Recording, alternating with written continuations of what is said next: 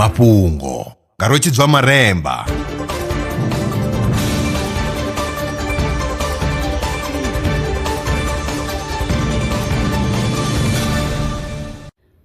Ndo livhuwa zwa zwino ndi tshifhinga tsha mafhungo.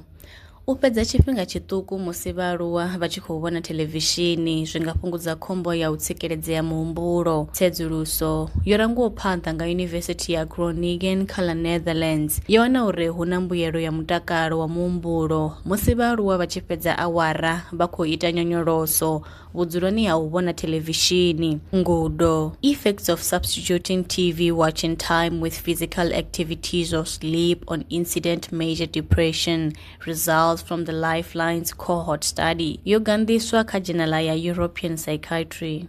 Vhathu ndi vhone fhedzi vhane vha vha na tshiṱefu. Saintsi i sumbedza uri tshiṱefu tsho vha hone nga tshifhinga tsha vhubvelele ha zwiṅwe zwipiḓa zwa dethele na luṱaha. Izwi zwo khwaṱhisedzwa nga ngudo ntswa yo gandiswaho kha dzhenala ya PLOS ONE. Bammbiri ya tsedzuluso yo ṅwalwa nga Profesa Bonorin van Cremon Taubidel ubva Yunivesithi ya Buffalo na vhashumisani. Vha khamphani ya tshumelo ya mabasi vha Vasati vho ḓivhadza uri hu ḓo vha na u khakhisea ha kutshimbilele kwa mabasi kha bada ya R524. Izwi zwi khou ḓa ngei tshiṱiriki tsha Vhembe tsha dalelwa nga vhambi ya vhupileli ha Afrika Tshipembe. Kha ri pfe vhoramuṋenyiwa vha tshi ṱalutshedza zwinzhi. Vhunga vha tshi zwi ḓivha uri Vhembe ḽo daleliwa nga maswole na muvhako na muphuresidennde wa shango.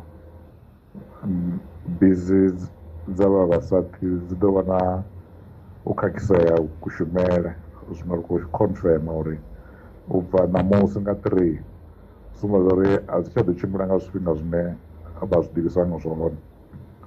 Dzi ḓo ta dzi tshi tumuwa na zwa uri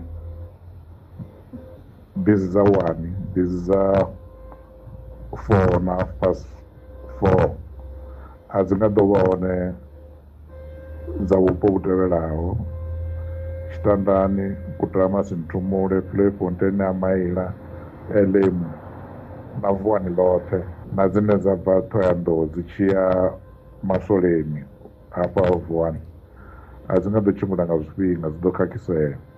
Zwino bizi dzi ḓo tshimbila zwavhuḓi kha maḓuvha u bva nga 5:15 dzi ḓovha dzi khou tshimbila zwavhuḓi na zwa uri ri ḓo vha na dzi bada dzine ra ḓo dzi shumisa uri zwithu zwi kone u tshimbila zwavhuḓi. Ndaa. A khou guma ngo rali mafhungo e nda vha farela one.